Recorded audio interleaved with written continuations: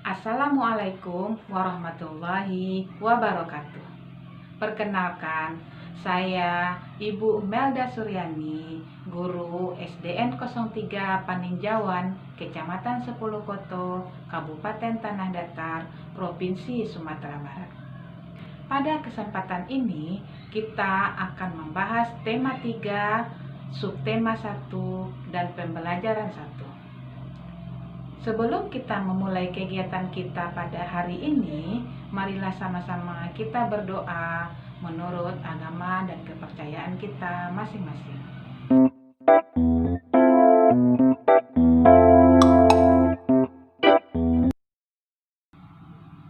Pada pembelajaran pertama kali ini, kita akan membahas muatan yang terkait di dalamnya, yaitu tentang ilmu pengetahuan alam.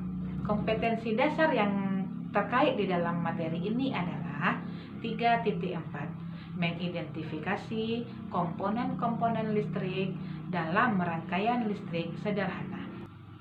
Adapun tujuan pembelajaran kita kali ini adalah dengan mengamati rangkaian listrik sederhana, siswa dapat mengidentifikasi komponen-komponen yang ada pada rangkaian listrik tersebut. Yang kedua, dengan mengamati rangkaian seri atau rangkaian paralel, siswa dapat menyebutkan fungsi dari komponen rangkaian listrik sederhana tersebut. Baiklah, saat ini kita mulai dengan rangkaian listrik. Rangkaian listrik tersusun dari komponen-komponen, yaitu yang pertama, sumber listrik. Sumber listrik yang mudah didapat dan mudah kita gunakan saat ini adalah baterai.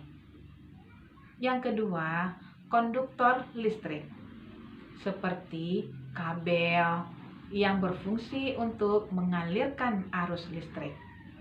Yang ketiga, alat-alat listrik. Yang kita gunakan saat ini adalah seperti saklar. Saklar yaitu alat yang dapat menyambung dan memutuskan arus listrik dalam rangkaian listrik. Arus listrik mengalir dari kutub negatif ke kutub positif. Berdasarkan mengalir atau tidaknya arus listrik, rangkaian listrik dibedakan atas dua. Yang pertama, rangkaian terbuka. Rangkaian terbuka adalah suatu rangkaian listrik yang tidak dapat mengalirkan arus listrik karena jalurnya terputus atau tidak terhubung. Karena komponen dalam rangkaian listrik tersebut terputus atau tidak terhubung, maka arus tidak dapat mengalir sehingga lampu tidak dapat menyala pada rangkaian terbuka ini.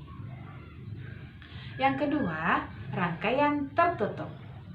Rangkaian tertutup adalah suatu rangkaian listrik yang dapat mengalirkan arus listrik karena jalur listrik tersambung. Karena semua komponen pada rangkaian tertutup terhubung, maka lampu pada rangkaian tertutup dapat menyala. Berdasarkan susunannya, rangkaian listrik dibedakan menjadi 3. Yang pertama, rangkaian seri. Yang kedua, rangkaian paralel. Dan yang ketiga, rangkaian campuran.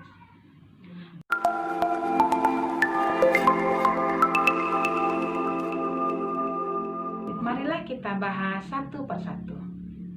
Yang pertama, rangkaian seri. Rangkaian seri adalah rangkaian listrik yang disusun secara sejajar. Beberapa peralatan elektronik yang ada di rumah kita tersusun dalam rangkaian seri. Ciri-ciri rangkaian seri adalah sebagai berikut. Yang pertama, rangkaian listrik terpasang secara berurutan. Yang kedua, rangkaiannya tidak bercabang. Pada rangkaian seri hanya ada satu kabel yang menghubungkan, sehingga tidak memerlukan banyak saklar. Jika salah satu lampu padam, lampu yang lainnya ikut padam karena aliran listriknya terputus.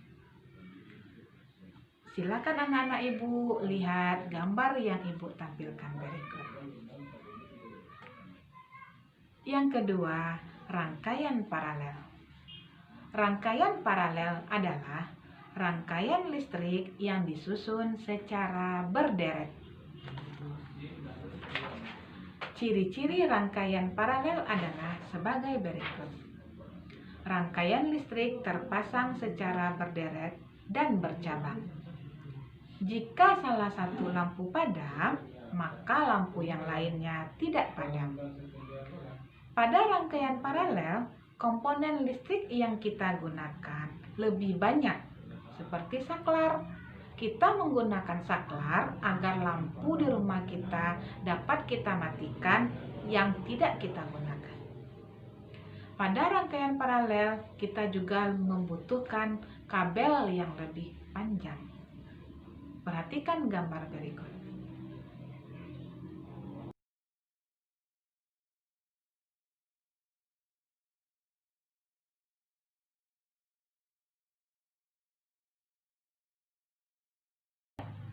Yang ketiga, rangkaian campuran.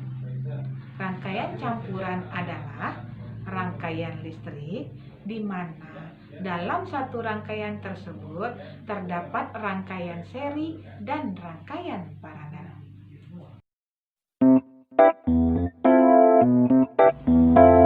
Sekian dulu materi kita pada hari ini. Semoga apa yang Ibu sampaikan bermanfaat bagi kita semua. Sampai ketemu pada materi-materi selanjutnya.